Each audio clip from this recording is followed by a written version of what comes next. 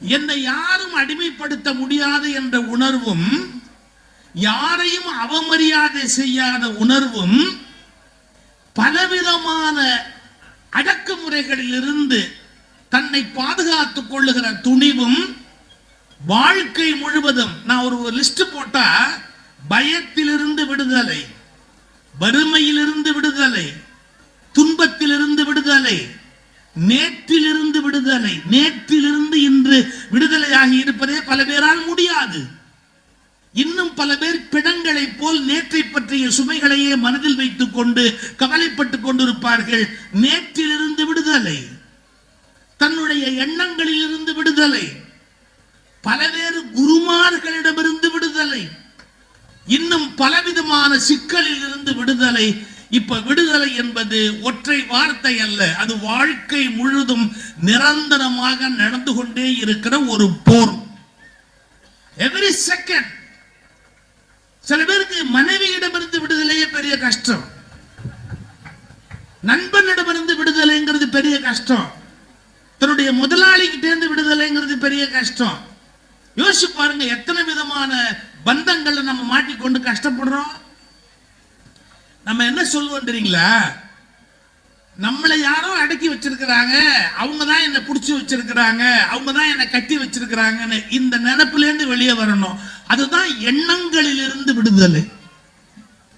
எப்படி சார்? அப்படி பாருங்க, ஒரு சின்ன உதாரணம், இது ரொம்ப ஞானமயமான ஒரு உதாரணம். ஒரு ஞானி தெரு வழியா போயிட்டு இருந்தார். இப்படி ஞானி எல்லாம் தெரு வழியா தான் போகணுமே ஒழிய மடம் ஆசிரமம் வச்சு உயிரை எடுக்கப்படாது. ஏன்னா மடத்துக்குள்ள போயாச்சுன்னு சொன்னா அவன் ஞானியா இருக்க முடியலங்கிறதா பெரிய சிக்கல். இப்ப வேற கேமரா எல்லா இடத்துலயும் வச்சிடறான், பெரிய பிரச்சனையா போகுது. இந்த செல்போனை கண்டுபிடிச்சோன்னு கொண்டே போட்டா கூட தப்பு கிடையாது. ஒரு பையன் ஒரு காரியத்தை ரகசியமா பண்ண முடியல, ஒழிஞ்சு போகுது. ஒரு ஞானி தெரு வழியா நடந்து போயிட்டு இருந்தார். அந்த ஞானி தெரு வழியா அப்படி போகும்போது ஒருத்தன் பசுமாடு ஒண்ணு என்ன பண்ணா, கைத்துல அப்படி பிடிச்சிக்கிட்டு அந்த பசுமாட்டை இப்படி கூட்டிகிட்டு போயிட்டே இருந்தான். அவன் இந்த பசுமாடை கூட்டிட்டு போகும்போது அந்த ஞானி சும்மா இருந்திருக்கலாம் பாருங்க, கிண்டல் அடிச்சாரு. இவனை மாட்டோட யாரோ கட்டி போட்டிருக்கிறாங்க. எப்படி? இவனை மாட்டோட யாரோ கட்டி போட்டிருக்கிறாங்க, இவன் மாட்டுக்கிட்ட கட்டுப்பட்டு இருக்கிறான், மாட்டோட கட்டி போட்டிருக்கிறாங்க அப்படின்னு சொன்னார். இவனுக்கு எப்படி இருக்கும்? கோவம் வந்துருச்சு. ஓ, இன்னும் உளர்ற, நான் தான் மாட்டை பிடிச்சிக்கிட்டு போறேன், மாடு தான் என்கிட்ட கட்டுப்பட்டு இருக்குதே ஒழிய நீ சொல்ற மாதிரிலாம் ஒண்ணும் கிடையாது, என்ன யாரும் மாட்டோட கட்டல அப்படின்னா. உடனே அந்த ஞானி சொன்னார், எங்க கைத்த விடு, கைத்த விடு அப்படின்னா. இவரை விட்ட உடனே மாடு ஓட ஆரம்பிச்சது. இவன் துரத்திக்கிட்டே ஓடணும். ஐயோ ஐயோ மாடு ஓடுதுன்னா, பத்தியா அதோட உன்னை கட்டி போட்டதாலதான் அது பின்னாடி உன்னை இழுத்துக்கிட்டே போகுது. இப்போ உன்னை கட்டி போடலைன்னா நீங்க நின்றுப்பீங்க. இது ரொம்ப ஆழமான விஷயம். பசுவை கயிற்றால் கட்டுகிறீர்கள், ஆனால் பசு உங்களை உங்கள் ஆசையால் கட்டி விடுகிறது. இது என்னோடது, நான் இதை விட முடியாது அப்படிங்கிற எண்ணத்தினால அது நிஜமாவே உங்களை கட்டிடுது. கட்டப்பட்ட கயிற்றை அவிழ்த்து விடலாம், ஆனால் மனதில் ஏற்பட்டு விட்ட ஆசையை ஒருபோதும் உங்களால் அழிக்க முடியாது. இப்ப யோசிச்சு பாருங்க, எது வலிமையான கட்டு? அதனால்தான் லலிதா சகசரநாமம்னு ஒரு நூல் இருக்கு. அம்பிகையை சொல்வது வடமொழியில ஒரு வார்த்தை வரும், பந்த மோச்சினி அப்படின்னு ஒரு வார்த்தை இருக்குது. பந்த மோச்சினா கட்டுக்களில் இருந்து விடுவிப்பவள் அப்படின்னு பொருள். மனிதர்கள் ஏதோ ஒரு வகையில கட்டப்பட்டிருப்பார்கள். அப்படி கட்டப்பட்டிருக்கிற வரையில அது விடுதலையாக இருக்க முடியாது. இப்ப ஒரு நான் சில சம்பவங்கள் சொன்னாதான் எளிமையா புரிஞ்சுக்க முடியும். நீங்க ஏதோ ஒண்ணுல கட்டுப்பட்டு நிக்கிற வரையில, கட்டுப்பட்டல்ல, ஏதோ ஒன்றில் கட்டப்பட்டு இருக்கிற வரையில விடுதலையின் இன்பத்தை உங்களால் நுகர முடியாது. எதை நோக்கியும் உங்களால் நுகர முடியாது. எதை நோக்கியும் உங்களால் நகர முடியாது. ஒரு 4-5 காலேஜ் பசங்க தன்னோட படிச்சவனுக்கு கல்யாணம்னு அவன் வீட்டுக்கு போனாங்க. கல்யாணத்துக்கு செலிப்ரேட் பண்றதுக்காக போனாங்க. என்ன பண்ணுவாங்க? ராத்திரி எல்லாம் வெத்தலை பாக்கு எடுத்து கொடுப்பாங்களா, தேங்காய் எல்லாம் பையில போட்டு கொடுப்பாங்களா? அதெல்லாம் ஒரு காலம். இப்பெல்லாம் ரெண்டே விஷயம்தான், ரெண்டே முடிஞ்சு போச்சு. எம்எல்லாம் உள்ள போகும், சீட்டு வாங்கி ஆடணும். என்ன இந்த மாதிரி கல்யாணத்துக்கு போன எவனுமே முகூர்த்தம் அட்டன் பண்ணதே கிடையாது. ஏன்னா அது வரைக்கும் இங்கேயே உட்கார்ந்து ஆடிக்கிட்டு அப்படியே எல்லாரும் மொத்தமா விழுந்துருவான், முகூர்த்தமே முடிஞ்சு போடும். இவனுங்க என்ன பண்ணாங்க, ராத்திரி நல்லா குடிச்சுட்டு எல்லாருமே ஆடிக்கிட்டு பாடிக்கிட்டு சீட்டெல்லாம் ஆடிக்கிட்டு இருந்தாங்க பாருங்க. அது ஒரு பௌர்ணமி நிலா. உடனே ஒருத்தன் பார்த்தான், ஆஹா நிலம் அருமையா இருக்குதா, வாங்கடா வெளியில போய் ஆற்றங்கரை ஓரமா உலாத்தலாம். நீங்க திருவாரூர் ஆறெல்லாம் ஓடுற ஓடு இல்லையா, அது மாதிரி ஆற்றங்கரை ஓரமா போய் உலாத்தலான்னு ஆற்றங்கரைக்கு போனான். அங்க பார்த்தா ஒரு படகு நிக்குது. இதுல ஏறி உட்காந்து நம்ம துடுப்பு போட்டு பாடிக்கிட்டே போனா எப்படி இருக்கும்னு இந்த பசங்க, குடிச்ச பசங்க எல்லாரும் 6 பேர் ஏறி படகுல உட்காந்து துடுப்பை வலிக்கிறான். விடிய விடிய துடுப்பை வலிச்சிட்டு காலையில எந்த ஊருக்கு வந்தோம்னு பார்த்தா அதே ஊர்ல நிக்கிறான், எங்கேயுமே போல. கதையை முடிச்சிட்டான். படகு கட்டப்பட்டு இருந்ததுன்னு. ஒரு படகை கைத்த போட்டு அந்த துறையில கட்டிட்டான் அப்படின்னா நீ எவ்வளவு துடுப்பு போட்டு எங்க படகு நகர்ந்திருக்கும். நான் சொன்னது உபகதை அல்ல நண்பர்களே, அதுதான் வாழ்க்கை. பல பேர் ஏதோ ஒன்றில் தன்னை பந்தப்படுத்தி கட்டி கொண்டு விட்டதால் வாழ்க்கை முழுவதும் அவர்களால் முன்னேற முடிவதே இல்லை. ஏதோ ஒண்ணு கட்டிடுவாங்க தன்னை கொண்டு போய், அது எதுவோ வேணாலும் இருக்கலாம். அது குடும்ப பற்றா இருக்கலாம், இல்ல சமய பற்றா கூட இருக்கலாம், இல்லாட்டி வேற ஏதோ ஒரு தவறான ஒரு பழக்க வழக்கமா இருக்கலாம். ஏதோ ஒன்றில் தங்களை கட்டிவிட்டவர்கள் அதிலிருந்து விடுதலையாகவே முடியாது. அதனால் வாழ்க்கையில் முன்னேறவே முடியாது. ஒரு உண்மையான ஒரு ஞானத்தை பெற்ற ஒருவன் மட்டும்தான் தன்னுடைய அக விடுதலையையும் புற விடுதலையையும் அனுபவிக்க முடியும். விடுதலை 2 இருக்கு, அக விடுதலை, புற விடுதலை. சொல்ற போது மட்டும் வீர ஆவேசமா ஆலாம் விடுதலை, பிரமாதமான விடுதலை, அதை நோக்கி போவேன், எனக்கு ஒருபோதும் அடிமையாக இருக்க மாட்டேன். பொய் பொய் பொய் பொய் பொய் பொய். ஏதோ உனக்கு அடிமையா இல்லாதவன் எவனுமே இல்லை. இந்த கிளியை வளர்த்து பழக்கப்பட்டவங்களுக்கு தெரியும். கிளியை நீங்க கூண்டுல போட்டு முதல் கொஞ்ச நாள் அதை பறக்காம இருக்கிறதுக்கு ஒரு காரியம் பண்ணணும். நான் சொல்லி கொடுத்துட்டு போறேன்னு தப்பா நினைக்காதீங்க, படிச்சது தான். ரெக்கையை வெட்டி விட்டுருவாங்க. அது பறந்து போகக்கூடாது அப்படிங்கிறதுக்காக ரெக்கையை வெட்டி விட்டுருவாங்க, இறக வெட்டிடுவாங்க. அது தத்தக்கான வீட்டுக்குள்ளேயே நடந்துகிட்டு இருக்கும், இங்கே இருக்கும், பறக்க முடியாது. ஏன்னா ரெக்கை இல்லை, அதனால பறக்க முடியாது. ஆனா ஒரு ஆச்சரியம் சொல்லட்டுமா, 6 மாசம் கழிச்சு ரெக்கை வந்ததுக்கு அப்புறம் அது பறக்காது. ஏன்னா பறக்க முடியாதுங்கிற தாட் வந்துருச்சு, அதுக்கு தெளிவா வந்துருச்சு. இறகுகள் வளர்ந்த பிறகும் நம்மால் பறக்க முடியாது என்ற எண்ணத்திலிருந்து அந்த கிளியால் விடுதலை அடைய முடிவதில்லை.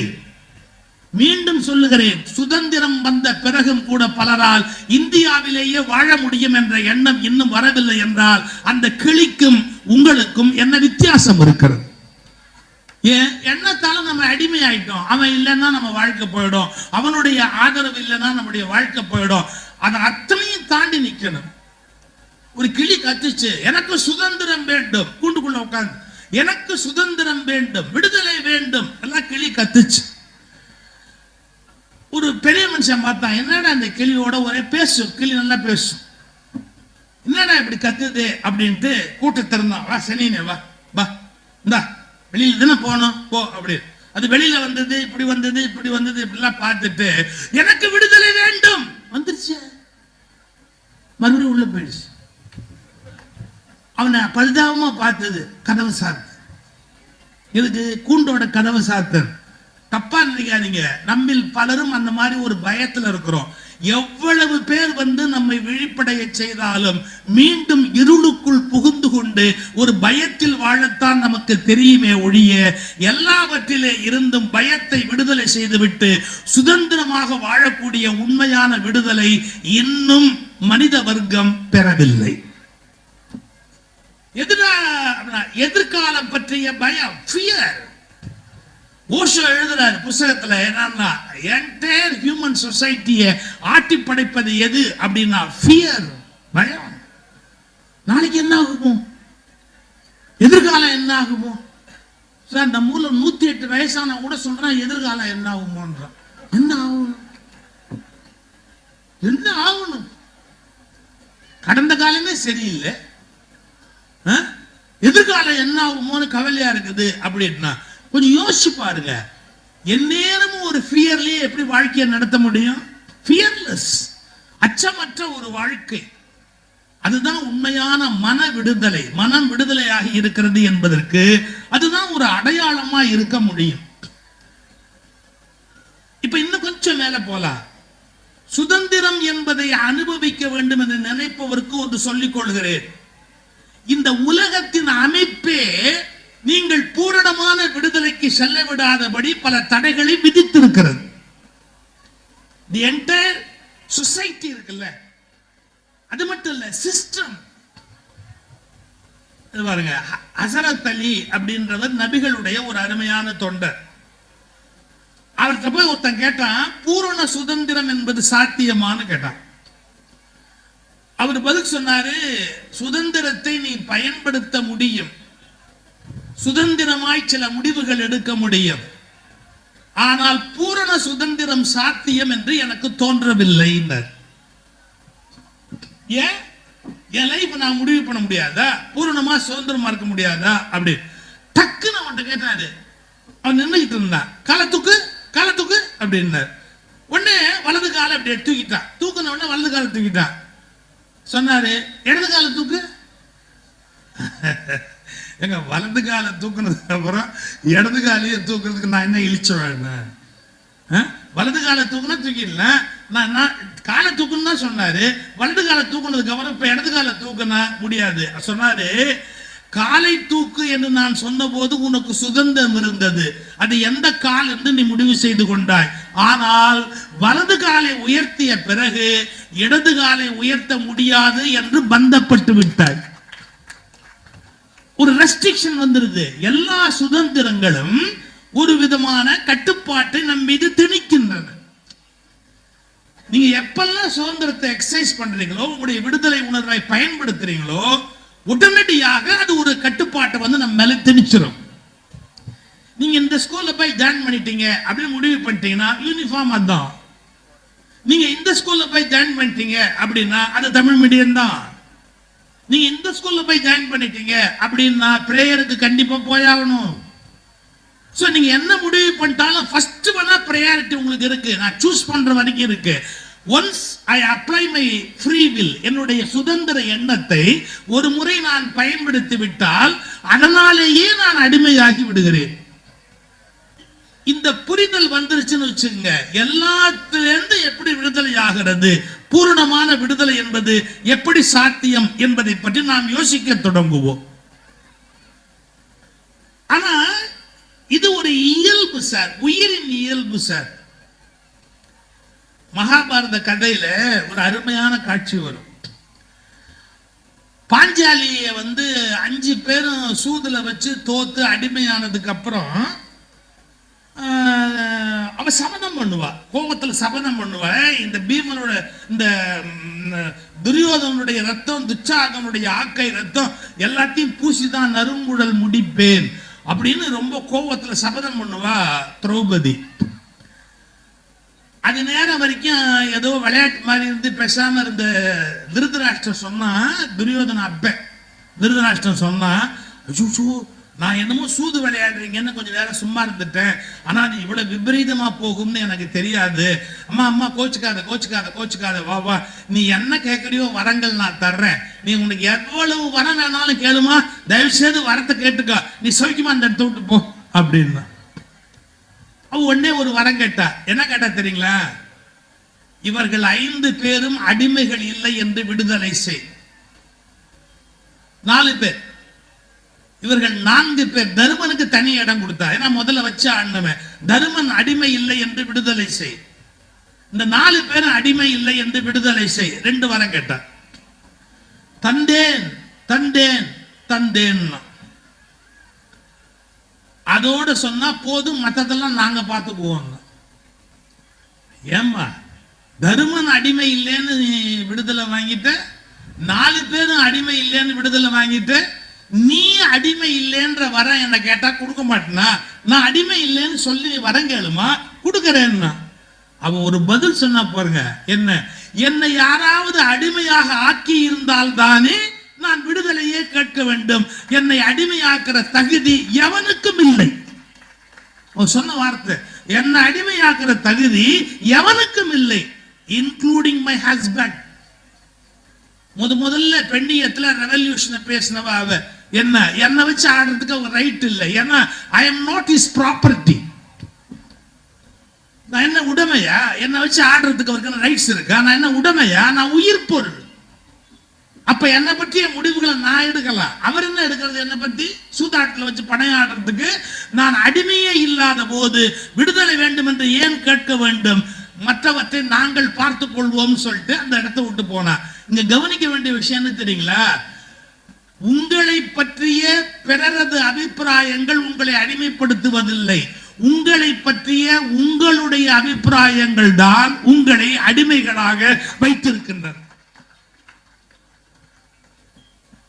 சார், என்ன ஒருத்த அடிமைப்படுத்தணும்னு நினைச்சா நான் ஏன்டா உனக்கு அடிமையா இருக்கணும்னு கேட்கணுமா இல்லையா?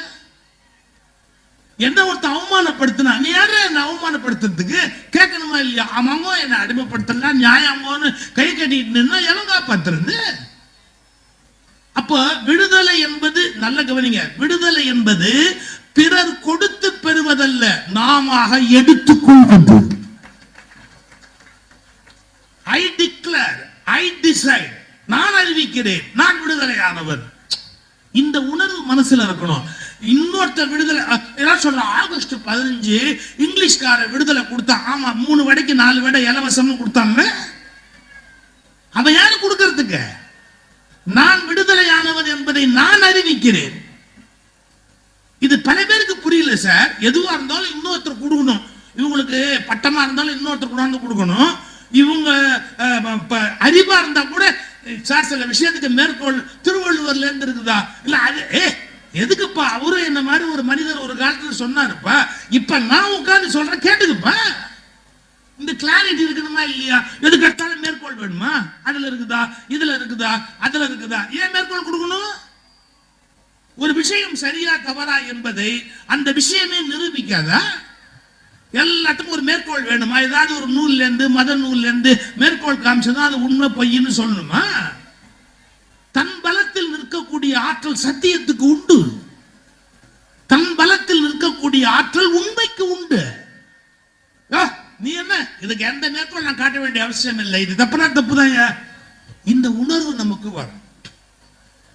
எனக்கு என்ன வருத்தம்னு கேட்டா, இந்த மக்களுடைய மனசுல அடிமைத்தனம்ங்கிறது போச்சா அப்படின்னா, பாரதி பாடினா 2 வரி கொண்டே போட்டான் பாரு. என்று தனியும் எங்கள் சுதந்திர தாகம். தாகமா இருக்கு, தண்ணி குடிக்கணும்னு ஒரு பரபரப்பு இருக்காதா? என்று தனியும் எங்கள் சுதந்திர தாகம். அடுத்த வார்த்தை, என்று மடியும் எங்கள் அடிமையின் மோகம். அடிமையா இருக்கிறதுக்கு ஆசைப்படுறான் சார். என்று மடியும் எங்கள் அடிமையின் மோகம்.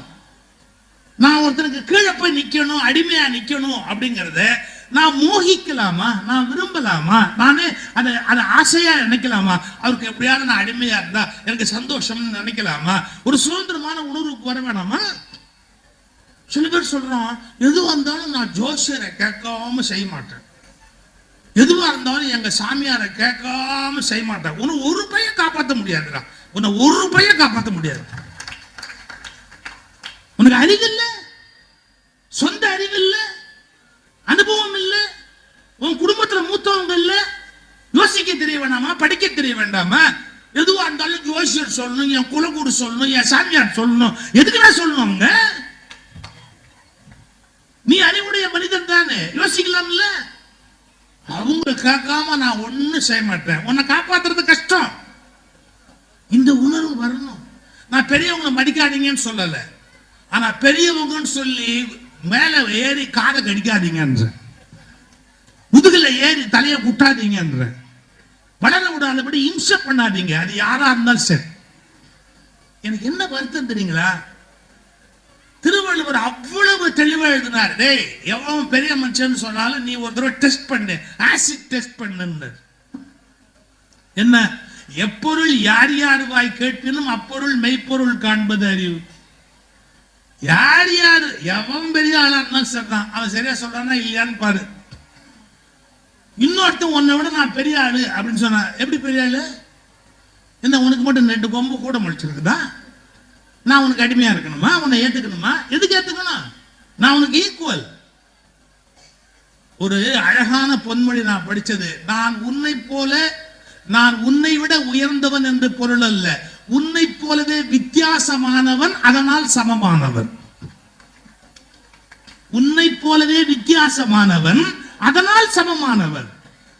சார், ஒரு காலேஜ்ல பிசிக்ஸ் லெக்சரர் இருக்காரு, இன்னொருத்தர் ஜுவாலஜி லெக்சரர் இருக்காரு, இன்னொருத்தர் தமிழ் லெக்சரர் இருக்காரு. நல்ல கவனிங்க, இவர் எடுக்கிற சப்ஜெக்ட் இவர் எடுக்கல, இவர் தமிழ் எடுக்கிறாரு, இவர் ஜுவாலஜி எடுக்கிறாரு, ஒரு பிசிக்ஸ் எடுக்கிறாரு.